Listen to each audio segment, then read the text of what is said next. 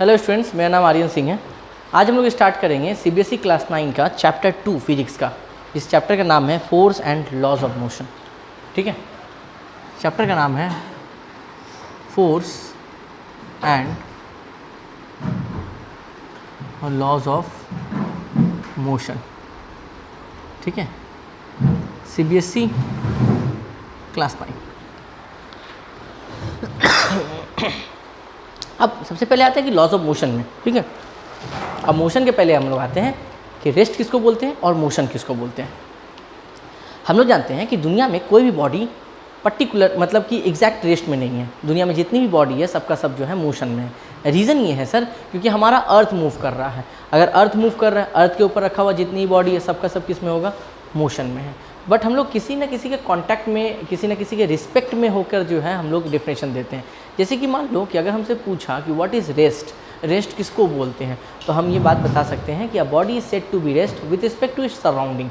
That means कि अगर मान लो कि हम रेस्ट में हैं, हम किसका एग्जांपल लेंगे कि भाई ये वॉल जो है मेरे रिस्पेक्ट में क्या है, रेस्ट में है। ये ना हिल रहा है ना डोल रहा है, या ये जगह चेंज नहीं कर रहा है, उसके साथ हम भी जगह चेंज नहीं कर रहे हैं। इसका मतलब अगर ये रेस्ट में है तो हम भी रेस्ट में है। या दूसरे तरीके से ये बता सकते हैं कि टाइम चेंज हो रहा है बट हम जगह चेंज या प्लेस चेंज या पोजीशन चेंज नहीं कर रहे हैं, तो हम किस में कहलाएंगे, रेस्ट में कहलाएंगे। और मोशन का मतलब हो गया कि a body is called motion with respect to its surrounding.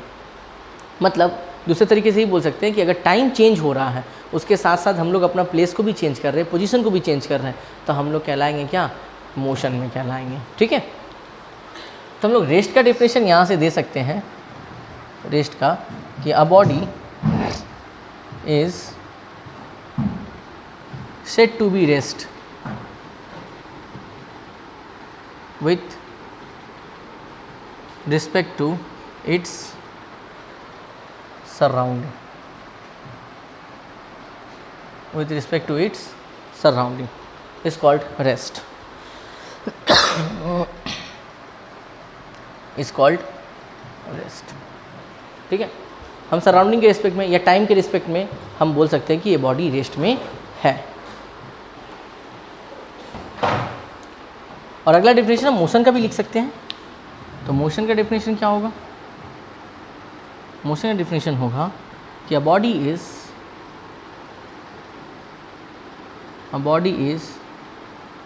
Said to be in motion, a body is said to be in motion when its position changes continuously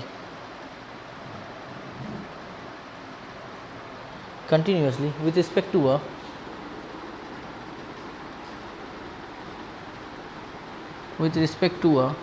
stationary object,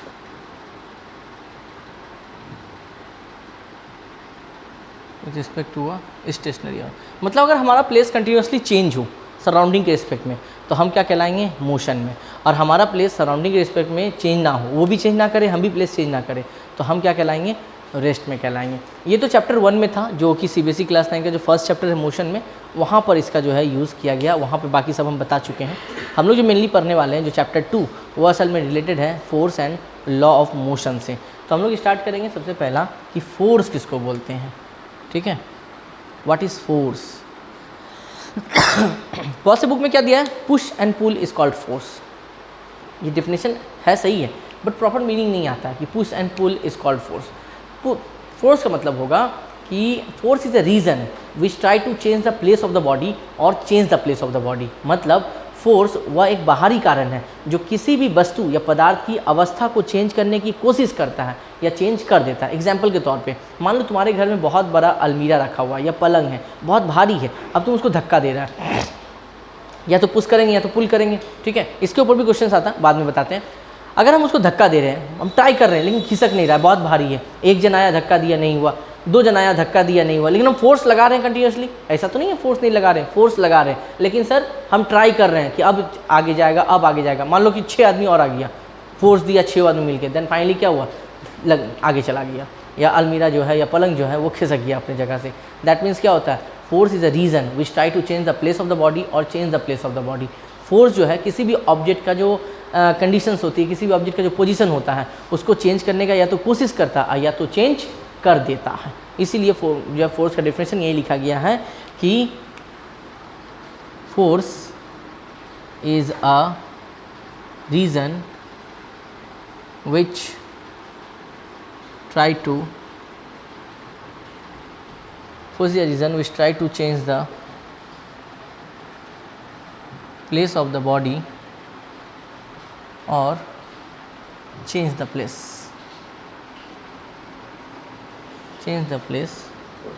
of the body, या तो कोशिश करता है या तो change कर देता है। ठीक है, ओके।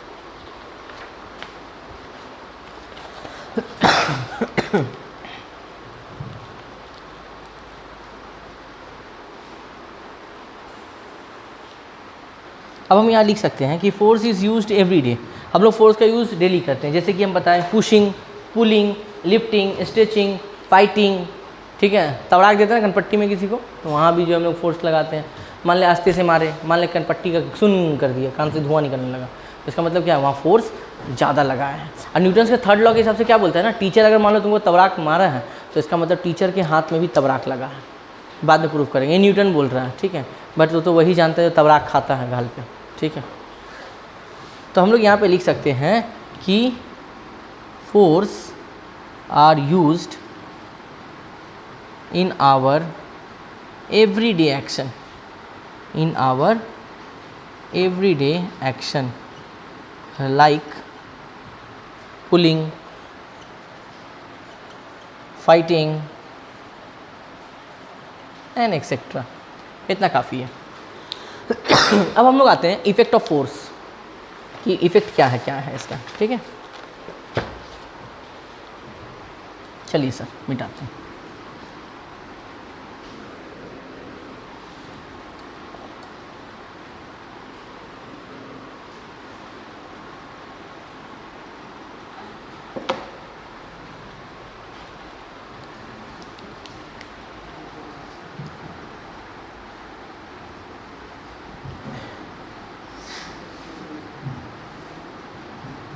इफेक्ट ऑफ फोर्स कि फोर्स का इफेक्ट क्या है। देखो, फोर्स किसी भी स्टेशनरी बॉडी को मूव करवा सकता है। स्टेशनरी मतलब रुका हुआ, मान लो तुम रुका हुआ है, तुमको धक्का मारा, तो ऐसा नहीं कि तुम रुका हुआ रहेगा, अंगद की तरह पाँव जमाए हुआ रहेगा, तुमको धक्का मारेगा कन्फर्म तुम गिरेगा ही।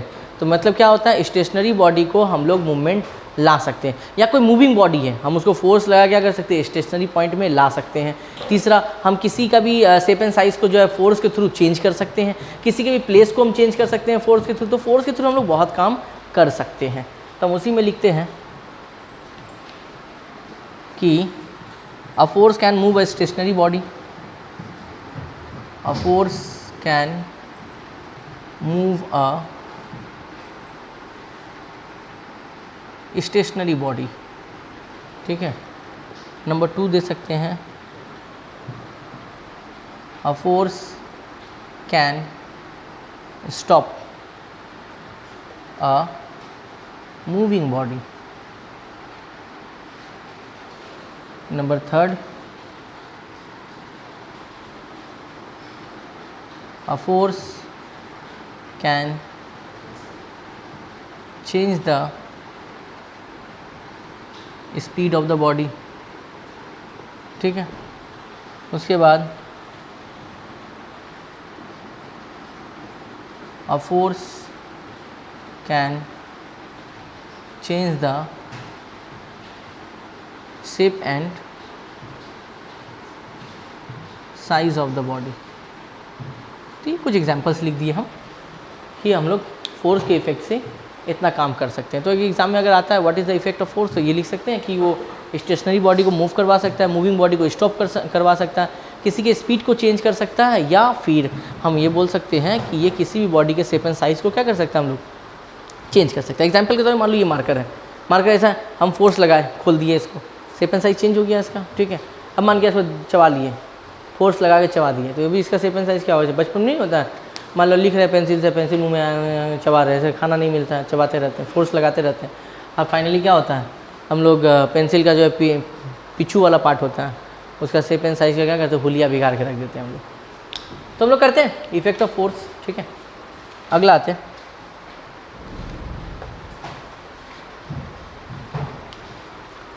अगला टॉपिक है कि balance and unbalanced force. Balanced and unbalanced force. Balance and unbalance force.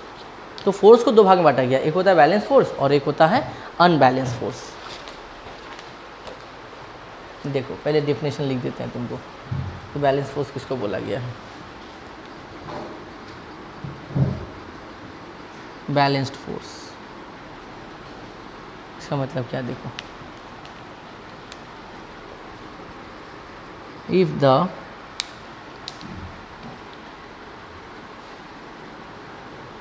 resultant of all the forces acting on a body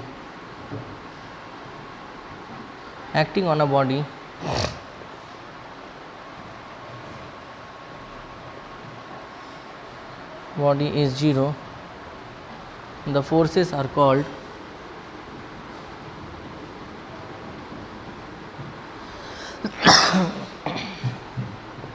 balanced force, called balanced force।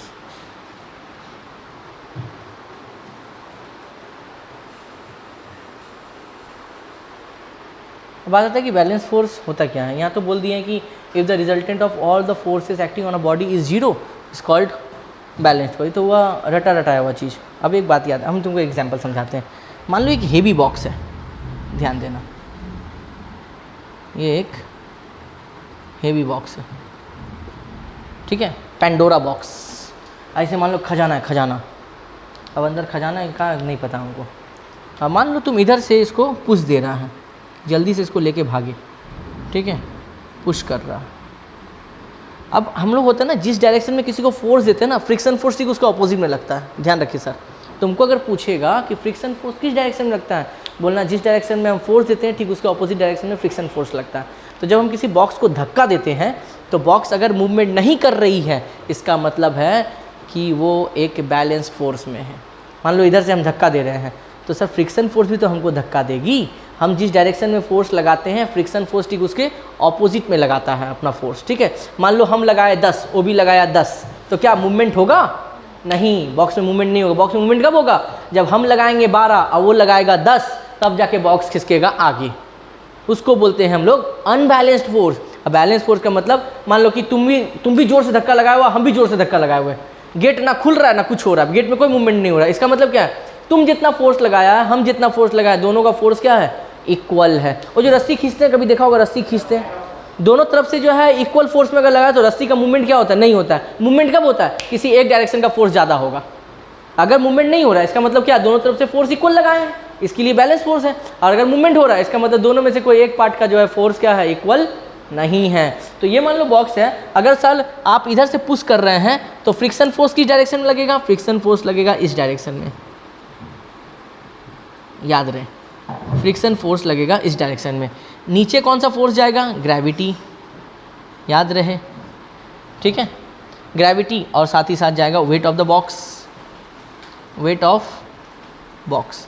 और एक ऊपर जाता है, तुम लोग पता होगा, एक एग्जर्टेड फोर्स होता है, जो जब हम लिक्विड वाले पार्ट पढ़ाएंगे फ्लूइड में तो तुमको वहाँ बताएंगे कि जहाज आखिर क्यों नहीं डूबता है। क्योंकि जहाज का वॉल्यूम ज़्यादा होने की वजह से नीचे से एक फोर्स काम करता है, उसको बोलते हैं फोर्स ऑफ बॉयंसी, ठीक है, जो लिक्विड में काम करता है। तो यहाँ पे भी हम लोग लिख सकते हैं कि अगर ये ग्राउंड पे है तो ग्राउंड एक नॉर्मल प्रेशर जरूर देता होगा ऊपर की तरफ, उसी को हम लोग मान लेते हैं एग्जर्टेड बाय ग्राउंड,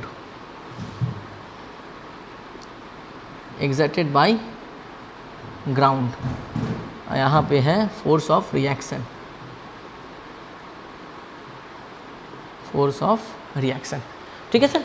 तो एक बॉक्स में चारों डायरेक्शन में फोर्स लगता है। एक इधर से अगर आप पुश करते हैं तो इधर से फ्रिक्शन फोर्स लगेगा, नीचे तरफ ग्रेविटी और ऊपर तरफ जो है फोर्स ऑफ रिएक्शन। अगर ये चारों का चारों बैलेंस है तो सर इस बॉक्स में कोई भी मूवमेंट नहीं होगा, कभी नहीं होगा मूवमेंट। ध्यान रखिए सर, अगर ये चारों फोर्स बैलेंस है, इन चारों में से कोई भी एक का बैलेंस डिसमिस हुआ, वो मूवमेंट क्या हो जाएगा? स्टार्ट हो जाएगा, ठीक है। नोट करके रखिएगा सर इसको, ठीक है। हाँ, फ्रिक्शन के बारे में लिख सकते हैं विच अपोजेस द फोर्स, इसके बारे में आप लिख सकते हैं ये फ्रिक्शन फोर्स क्या है? विच अपोजेस द फोर्स, ठीक है, and does not allow to the and does not allow the box to move, ठीक है, बॉक्स के मूवमेंट को क्या करता है? रोक देता है। कौन? ये फ्रिक्शन फोर्स, ठीक है। और ये तो बोले कि बॉक्स अपवर्ड जो फोर्स लगाएगा उसी को बोले थे फोर्स ऑफ रिएक्शन, और नीचे में जो gravity that is the weight of the box नीचे। ये चारों फोर्स अगर बैलेंस है, इसमें किसी तरह का कोई मूवमेंट नहीं होगा सर, आप ख्याल रखिएगा, ठीक है। इस तरह का फोर्स को हम लोग क्या बोलते हैं? दैट इज़ बैलेंस फोर्स बोलते हैं। नोट डाउन करिए। अच्छा, ये तो द बैलेंस फोर्स। अब आते हैं सम फैक्ट अबाउट बैलेंस फोर्स। कुछ फैक्ट है इसका, उसको नोट करो।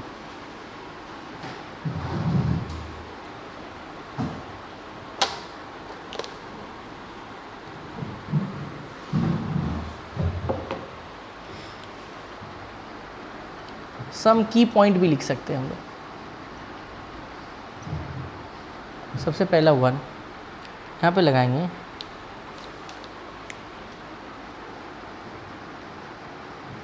Balanced force can not produce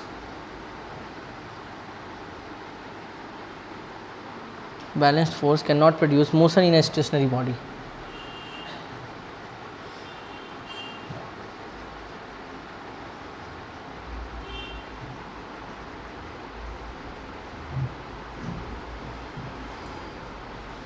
balanced force can not produce motion in stationary body. जाहिर सा बात है, दोनों तरफ से अगर इक्वल बैलेंस आएगा तो जो बॉडी स्टेशनरी है, रुकी हुई है, क्या उसमें कोई मोशन होगा? नहीं। अगर मोशन हो गया तो वो फोर्स फिर बैलेंस फोर्स नहीं होगा, वो क्या होगा? अनबैलेंस्ड फोर्स होगा। इसीलिए बोला गया बैलेंस फोर्स कभी भी स्टेशनरी बॉडी में मोशन नहीं ला सकती, क्योंकि दोनों तरफ इक्वल फोर्स आएगा तो बीच में जो रखा हुआ बॉडी होगा चुपचाप रहेगा, क्योंकि इधर से भी 10 इधर से भी 10 चुपचाप बीच में रहेगा, इसमें कोई मोशन नहीं जनरेट करेगा, ठीक। Number 2,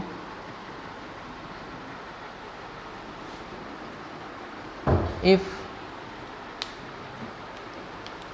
a number of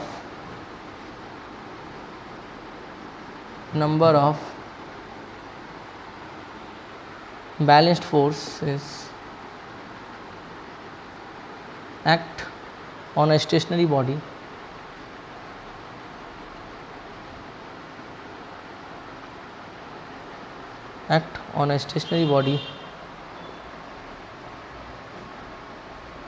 the body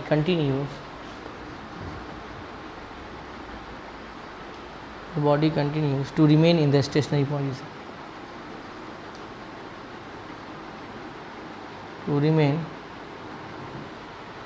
in its stationary position। इसका मतलब ये था कि किसी भी बॉडी के ऊपर कितना भी नंबर ऑफ अगर बैलेंस्ड फोर्स पड़ रहा है, चाहे वो 10, 20, 50, अगर वो सबका सब फोर्स बैलेंस है तो स्टेशनरी बॉडी में किसी तरह का कोई इफेक्ट नहीं होगा। ध्यान रहे बात, कोई इफेक्ट नहीं पहुंचेगा, ख्याल रहे, ठीक है। ओके, तो ये दोनों की पॉइंट्स हैं, ठीक है। अब हम लोग चलते हैं अनबैलेंस्ड फोर्स में। तो हमारा जो अनबैलेंस्ड फोर्स है, अनबैलेंस्ड फोर्स, ठीक है, ये क्या है सर? ध्यान से देखिए, हम यहाँ पे पहले डेफिनेशन लिख देते हैं।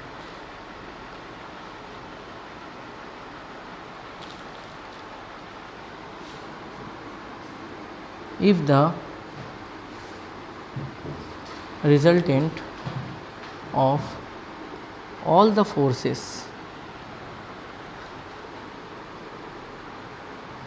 acting on a body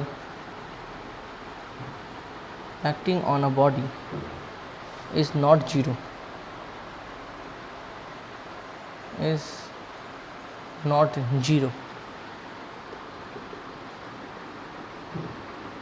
the forces are called unbalanced forces. इसका मतलब क्या बताते हैं, जब हम स्टेशनरी बॉडी में फोर्स लगा रहे थे तो यहाँ से भी 10 आ रहा था, इधर से भी 10 लगा रहे थे, ऊपर से भी 5, नीचे से भी 5, तो चारों का क्या इधर plus minus zero, plus minus क्या हो गया था, जीरो हो गया था। तो यहाँ क्या बोल रहा है अनबैलेंस्ड फोर्स में, if the resultant of all the force acting on a body is not zero, मतलब सीधा सीधी बात है कि पुश जो कर रहे हैं किसी भी ऑब्जेक्ट में धक्का मार रहे हैं, उसका वैल्यू अगर फ्रिक्शन फोर्स से ज़्यादा है तो बॉडी मूवमेंट क्या करना करेगी, स्टार्ट कर देगी। जैसे सपोज कीजिए सर कि ये मार्कर है मेरा, ठीक है, अगर हम इधर धक्का मार रहे हैं तो फ्रिक्शन फोर्स इस ऑपोजिट डायरेक्शन में धक्का मारेगा, तो जब मेरा लगाया हुआ फोर्स ज़्यादा होगा तो ये मूवमेंट क्या करेगा, स्टार्ट कर देगा। ये देखिए सर मूवमेंट करना स्टार्ट कर दिया है ना। तो इसका मतलब यही है अनबैलेंस्ड फोर्स का मतलब कि आपका लगाया हुआ जो फोर्स होगा पुश, वो फ्रिक्शन फोर्स से क्या होना चाहिए, ज़्यादा होना चाहिए। अगर वो फ्रिक्शन फोर्स से ज़्यादा है तो बॉडी मूवमेंट करना स्टार्ट कर देगी। एक बात और, बॉडी मूवमेंट तभी करती है जब फोर्स उसमें अनबैलेंस्ड होता है। बैलेंस फोर्स में कभी भी कोई स्टेशनरी बॉडी मूवमेंट नहीं करेगी, क्योंकि अभी अभी हम फैक्ट में लिखाए थे कि जब भी बैलेंस फोर्स होगा तो स्टेशनरी बॉडी में कोई मोशन ही नहीं होगा, और जब मोशन नहीं होगा इसका मतलब मूवमेंट नहीं होगा। और अनबैलेंस्ड फोर्स क्या बोल रहा है कि अनबैलेंस्ड फोर्स में सारा फोर्स का वैल्यू जीरो होता नहीं है। इसका मतलब अनबैलेंस्ड फोर्स के कारण किसी बॉडी में मोशन जनरेट हो सकता है, और अगर मोशन जनरेट करेगा इसका मतलब वो अपना पोजीशन चेंज करेगा। यानी कोई भी बॉडी जब अपना पोजीशन को चेंज करती है तो उसमें कौन सा फोर्स लगता है, अनबैलेंस्ड फोर्स लगता है। ख्याल रखिए सर, ठीक है। जैसे मान लीजिए सर यहाँ पे एक बॉक्स बना लिए, ठीक है, ये मान लो पेंडोरा बॉक्स, पेंडोरा बॉक्स। अब यहाँ से लगा रहे हैं हम पुश, ठीक है, और यहाँ से क्या लगेगा, फ्रिक्शन, ठीक है। अगर मेरा लगाया हुआ पुश फ्रिक्शन फोर्स से ज़्यादा है, फ्रिक्शन फोर्स से ज़्यादा है, इसका मतलब बॉडी क्या करेगी, इस डायरेक्शन में मूवमेंट स्टार्ट कर देगी, है ना। पुश नहीं होगा, पुश होगा, PUSH। अगर इधर से ज़्यादा दे रहे हैं और इधर से कम है तो इसका मतलब बॉडी क्या करेगी, मूवमेंट करना स्टार्ट कर देगी। ख्याल रखिए सर, ठीक है।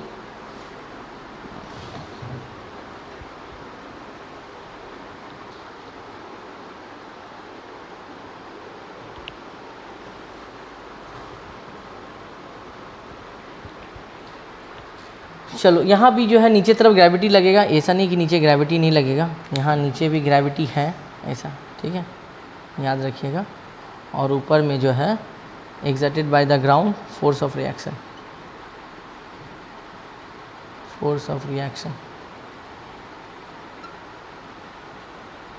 एक्सर्टेड बाय द ग्राउंड, जो उस समय बताया गया था। इस समय बैलेंस फोर्स में जो करवाए थे अनबैलेंस फोर्स में भी वही है, बट यहाँ क्या बताया गया है कि पुश का जो वैल्यू, हम जो धक्का दे रहे हैं उसका जो वैल्यू है फ्रिक्शन फोर्स से क्या है, ज़्यादा है, इसलिए इस बॉडी क्या होगा, मूवमेंट इस डायरेक्शन में करना स्टार्ट कर देगी, ठीक है। ख्याल रखिए सर। अब फिर तो अगेन बता दे रहे हैं, फ्रिक्शन फोर्स जो है हमारे लगाए हुए फोर्स के ठीक ऑपोजिट में काम करता है, ठीक। अब लिखते हैं सर इसका की पॉइंट, अनबैलेंस्ड फोर्स का की पॉइंट लिखते हैं हम लोग, ठीक है, कुछ बात लिखते हैं।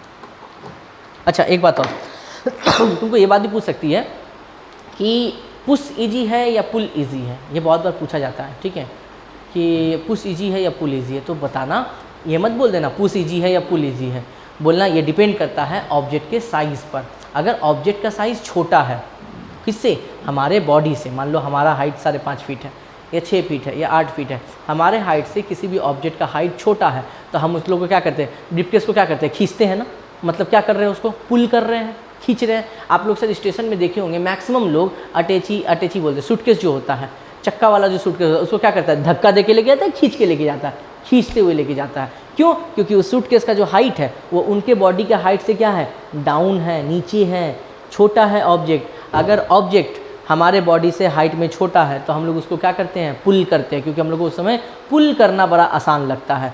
लेकिन अगर ऑब्जेक्ट का साइज़ हमारे बॉडी के हाइट से बड़ा है तो हम लोग उस समय सर खींचते नहीं हैं उसको क्या करते हैं, धक्का देकर लेके जाते हैं। जैसे बड़ा बड़ा अलमीरा जो होता है, अलमीरा का हाइट हम लोग से हाइट से बड़ा होता है तो हम लोग क्या करते हैं, अलमीरा को खींच के लेके जाते हैं, नहीं, अलमीरा को क्या करते हैं, धक्का दे के लेके चलते हैं, धीरे धीरे धीरे धीरे। जैसे कि गाड़ी ले लीजिए सर, ट्रक स्टार्ट नहीं हो, रास्ता में फंस गया तो ट्रक को क्या बोलते हैं, ले चल खींच, नहीं, खींचते नहीं है, ट्रक को क्या करते हैं, पीछे से हम लोग पुल करते हैं, धक्का देते हैं। तो सर जब भी कोई पूछे कि पुश या पुल में कौन आसान है तो बोलना it depends on the object. अगर ऑब्जेक्ट का साइज़ हमारे बॉडी के हाइट से कम है तो इसका मतलब हम लोग क्या करेंगे, पुल करेंगे। और अगर ऑब्जेक्ट का साइज़ हमारे बॉडी के हाइट से ज़्यादा है तो हम लोग उस समय क्या करेंगे, उसको दैट इज़ पुश करेंगे। ठीक है, आई थिंक ये याद रहेगा आप।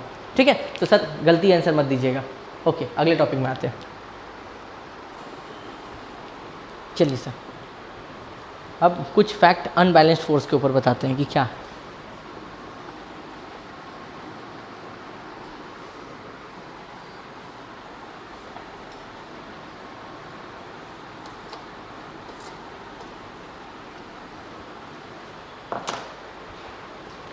अनबैलेंस्ड में फोर्स में क्या बोला है, सम की points.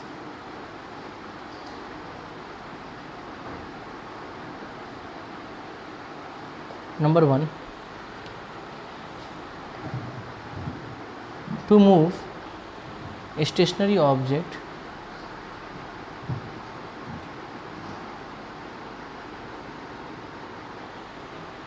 we have to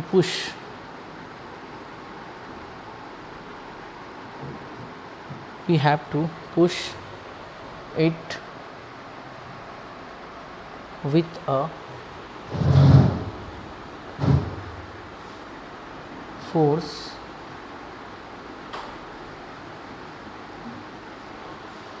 greater than the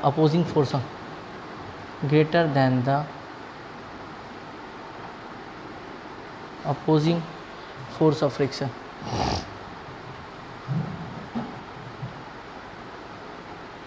Opposing force of friction. ठीक है। नंबर 2,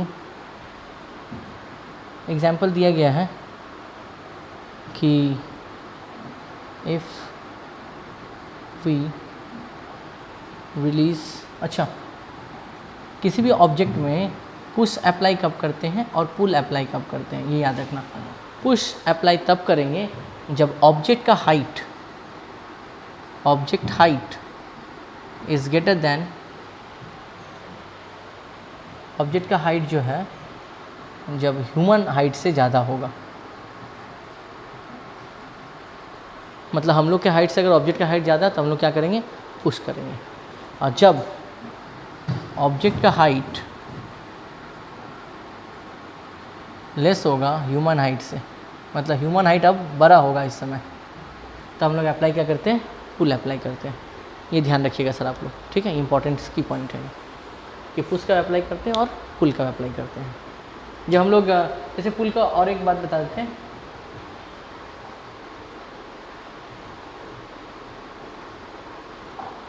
अच्छा कीजिए सर।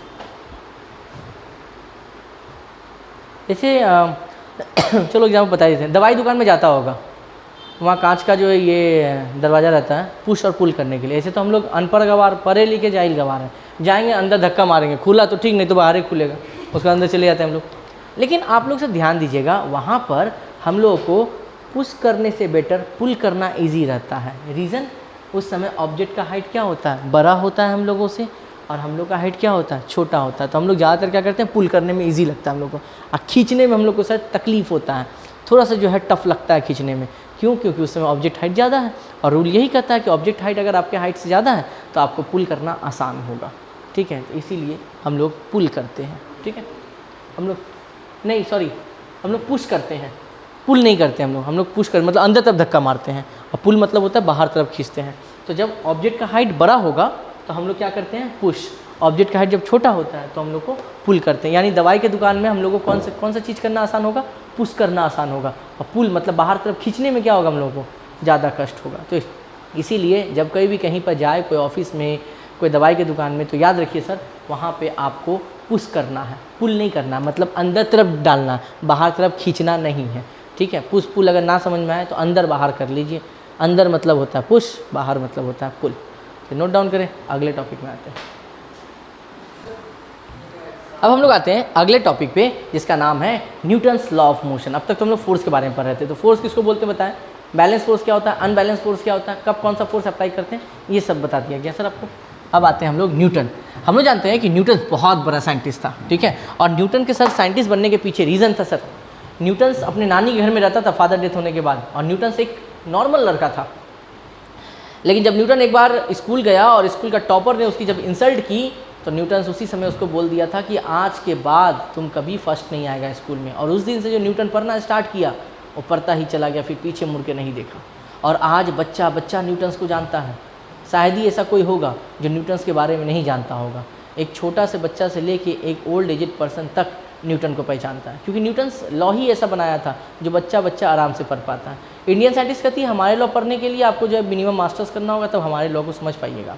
और न्यूटन्स कहता है हमारे लॉ को पढ़ने के लिए कोई मास्टर्स नहीं करना होगा, हमारा लॉ एकदम बेसिक है, इसको कोई भी बच्चा हो बूढ़ा हो आराम से समझ सकता है। तो न्यूटन्स 3 लॉ दिया फोर्स एंड मोशंस पे, ठीक है। उसका न्यूटन्स का तीनों लॉ कुछ इस नाम से जाना गया, न्यूटन्स लॉ ऑफ मोशन, ठीक है।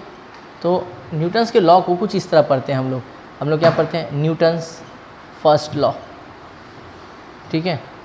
फिर क्या पढ़ते हैं, न्यूटन्स सेकेंड लॉ, ठीक है। और फिर क्या पढ़ते हैं हम लोग, न्यूटन्स थर्ड लॉ। तो एक हो गया न्यूटन्स फर्स्ट लॉ, एक हो गया न्यूटन्स सेकेंड लॉ और एक हो गया न्यूटन्स थर्ड लॉ। तो हम बस आज लॉ डिस्कस कर रहे हैं, हम कुछ बता नहीं पाएंगे आज, ठीक है, टाइम थोड़ा कम है मेरे पास। तो न्यूटन्स जो फर्स्ट लॉ था, न्यूटन्स का फर्स्ट लॉ क्या बोलती है कि अगर कोई बॉडी रेस्ट में है तो कोई बॉडी रेस्ट में ही रहेगी, और अगर कोई बॉडी मोशन में है तो मोशन में ही रहेगी, जब तक कि उसमें कोई एक्सटर्नल फोर्स अप्लाई ना किया जाए। ये न्यूटन्स का फर्स्ट लॉ कहता है कि अगर कोई बॉडी रेस्ट में है तो रेस्ट में ही रहेगी, और अगर कोई बॉडी मोशन में है तो मोशन में ही रहेगी, जब तक कि उस पर कोई एक्सटर्नल फोर्स अप्लाई ना किया जाए। एग्जाम्पल के तौर पे सर आप खुद ही समझिए, घर में पंखा चलता है ना, पंखा का स्विच जब हम लोग बंद कर देते हैं तो क्या पंखा रुकती है? नहीं, पंखा कंटिन्यूसली क्या होता है, मोशन चलती रहती है। तो पंखा कुछ देर के बाद रोकती है, इसका मतलब जाहिर सा बात है पंखा को रोकने वाला वहाँ पर कोई ना कोई है जो पंखा को रोक रहा है। और वहाँ पे अवेलेबल कौन है? वहाँ पे अवेलेबल है एयर। एयर है जो पंखा के ऑपोजिट डायरेक्शन में काम करती है। पंखा अगर इस डायरेक्शन में घूम रही है तो एयर जो है इस डायरेक्शन में, और कंटिन्यूसली वो पंखा को बोलेगा रुक जा बेटा, बेटा रुक जा, और फाइनली वो बेटा क्या होता है, रुक जाता है। तो न्यूटन्स का जो फर्स्ट लॉ है यही बोल रहा है कि अगर कोई बॉडी रेस्ट में है तो रेस्ट में रहेगी, और अगर कोई बॉडी मोशन में है तो मोशन में ही रहेगी, जब तक कि उस पर कोई एक्सटर्नल फोर्स अप्लाई ना करे। तो पंखा किस में था? मोशन में था। पंखा को रेस्ट में आने के लिए किसका जरूरत पड़ा था? External force. और यहाँ पे एक्सटर्नल फोर्स कौन दिया? एयर दिया। अब एक्सपेरिमेंट को प्रूव करने के लिए हम लोग गए वैक्यूम में। वैक्यूम जहाँ पे कि कोई एयर अवेलेबल ना हो, वहाँ पर एक पंखा को अगर चला दिया जाए तो पंखा कंटिन्यूसली क्या होता है, मूव करते रहता है। पंखा को चलने के लिए किसी भी इलेक्ट्रिसिटी की जरूरत नहीं पड़ता, वहाँ पर कंटिन्यूसली मूव करता है। एग्जाम्पल और तुमको बताएं, यूनिवर्स में अर्थ हमारा घूम रहा है ना उसका स्पीड बढ़ रहा है ना उसका स्पीड घट रहा है। रीज़न क्या है? एक रीज़न ये भी बोल सकते हैं वहाँ पर कोई एयर अवेलेबल नहीं है जो उसके ऑपोजिट डायरेक्शन में काम करे, या वहाँ पर उसको रोकने में जो है एक ऑब्स्टेकल्स का काम करे। इस वजह से वहाँ पे क्या होता है, कंटिन्यूसली अर्थ जो है एक पीरियोडिक मोशन में धीरे धीरे घूम रही है, ना उसका स्पीड बढ़ रहा है ना इसका स्पीड घट रहा है। स्पीड बढ़ेगा घटेगा तो हमारे स्पीड बढ़ने घटने लगते हैं, जिसको हम लोग बोलते हैं भूकंप, याद ही होगा, ठीक है। उसका स्पीड जहाँ डिसबैलेंस किया तो हमारे घर का स्पीड, हमारी जो स्थिति है वो डिसबैलेंस करना चालू हो जाएगा। इसीलिए सर भगवान से दुआ करना उसका बैलेंस डिसबैलेंस ना हो। तो न्यूटन के फर्स्ट लॉ में यही समझाया गया कि अगर कोई बॉडी रेस्ट में है तो रेस्ट में ही रहेगी, और अगर कोई बॉडी मोशन में है तो मोशन में ही रहेगी। तो इसके लिए एग्जांपल सर आप पंखे को ले सकते हैं, या वैक्यूम में सर पंखा को चला के छोड़ दीजिए, पंखा जो है मोशन का मोशन में ही रहेगा, ठीक है, वो रेस्ट में आएगा नहीं, क्योंकि वो वहाँ पर उसको रोकने वाला क्या है, कोई नहीं है। जैसे एग्जांपल के तौर पे सर आप अगर कहीं पर रेस्ट में है तो आपको मोशन में लाने के लिए हमको क्या करना पड़ेगा, फोर्स देना पड़ेगा, धक्का मारना होगा। तो एक्सटर्नल फोर्स अप्लाई किए ना वहाँ पर, तब ना आप मोशन में आए। तो किसी भी बॉडी को मोशन में लाने के लिए, रेस्ट में लाने के लिए हमको एक्सटर्नल फोर्स अप्लाई करना पड़ता है। तो यही बताता है हमारा न्यूटन्स का फर्स्ट लॉ, ठीक है।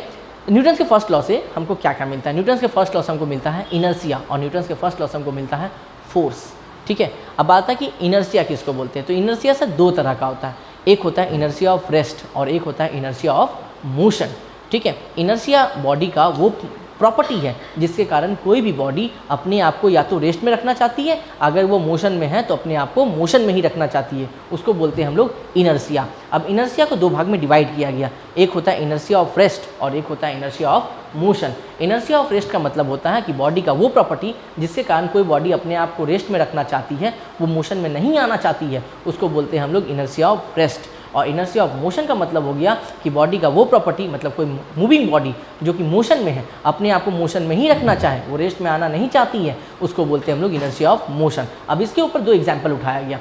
जैसे कि इनर्शिया ऑफ रेस्ट का अगर एग्जाम्पल उठाए, हम लोग बस में जाते हैं तो बस जब खड़ी रहती है तो हम लोग भी खड़े रहते हैं, चुपचाप बैठे रहते हैं, तो हमारा बॉडी भी किस में है, रेस्ट में है, और बस भी किस में है, रेस्ट में है। लेकिन जैसे ही अचानक से बस स्टार्ट होता है तो बस का इंजन किस में आ जाता है, मोशन में, और बस के इंजन के कांटेक्ट में कौन है, हमारा पैर किस में आ जाता है, मोशन में आ जाता है। लेकिन बॉडी का अपर पार्ट अभी भी किस में है, रेस्ट में है। जैसे ही बस स्टार्ट होता है हम क्या होते हैं, पीछे की तरफ जो है गिर जाते हैं। रीज़न ये होता है कि हमारा पैर जो इंजन से कनेक्टेड था वो तो मोशन में आ गया, बट हमारा जो अपर पार्ट बॉडी है वो अभी भी किस में है, रेस्ट में है। उसको मोशन में लाने के लिए उसमें एक एक्सटर्नल फोर्स अप्लाई हुआ, जिस एक्सटर्नल फोर्स के कारण हमारा बॉडी जो है पीछे की तरफ क्या हुआ, मूव कर गया। इसी प्रॉपर्टी को हम लोग बोलते हैं इनर्शिया ऑफ रेस्ट। और ये था एक एग्जाम्पल। इनर्शिया ऑफ मोशन में हम बताएं कि बॉडी का वो प्रॉपर्टी जिससे कारण कोई बॉडी अगर मूविंग में है, मोशन में है, तो अपने आप को मोशन में ही रखना चाहे, वो कहलाता है तुम्हारा जो है इनर्शिया ऑफ मोशन। जैसे एग्जांपल के तौर पे हम लोग बस में खड़े रहते हैं या बैठे रहते हैं, तो बस चलती रहती है, हम लोग भी आराम से हैं, हमारी बॉडी भी मोशन में है, बस भी मोशन में, दोनों मोशन में। लेकिन बस जब अचानक से ब्रेक मारती है तो बस किस में आ जाती है, स्टॉप। बस आ जाती है स्टेशनरी कंडीशन में, इंजन हो जाता है बंद, और इंजन के कॉन्टैक्ट में कौन होता है, हमारा पाँव। हमारा पाँव भी किस में आ जाता है, रेस्ट में आ जाता है। मतलब जैसे ही इंजन बंद हुआ, बस रुकी, बस भी रेस्ट में, हमारा पैर जो उससे कनेक्टेड था, हमारा पैर भी किस में आ गया, रेस्ट में आ गया। बट बॉडी का अपर पार्ट जो कि मोशन में था अभी भी किस में है, मोशन में है। उसको रेस्ट में लाने के लिए एक एक्सटर्नल फोर्स अप्लाई होता है, जिसके वजह से हम लोग क्या होते हैं, सामने की तरफ झुक जाते हैं। इसी प्रॉपर्टी को हम लोग बोलते हैं inertia of motion. This is example of inertia of rest and inertia of motion. I hope ये न्यूटन्स का फर्स्ट लॉ आपको समझ में आया होगा। नेक्स्ट डे इसके ऊपर जो है आगे एक्सप्लेन करेंगे। इनर्शिया ऑफ रेस्ट का एग्जांपल्स और भी तुमको समझाएंगे, और उसके बारे में डेफिनेशन, इनर्शिया क्या होता है उसका डेफिनेशन, सारा डेफिनेशन लिखेंगे। आज के लिए फिलहाल इतना ही। अगर आप चैनल को न्यू देख रहे हैं तो सब्सक्राइब करना ना भूलें, और इसमें CBSE का और वेस्ट बंगाल का हर चैप्टर का वीडियो आपको जो है प्लेलिस्ट में एक एक करके मिलता रहेगा। कुछ चैप्टर्स डाल दिए गए, कुछ चैप्टर्स कंटिन्यूसली जा रहे हैं। साइंस का मेनली जो है ये चैप्टर्स चैनल्स हैं, और इसमें साइंस का मैक्सिमम चैप्टर जो है वो इसी तरह अपलोड होकर धीरे धीरे मिलते रहेगा। तो लाइक शेयर कमेंट करना ना भूलें। तब तक के लिए हम चल रहे हैं, टाटा। सर आपने टाटा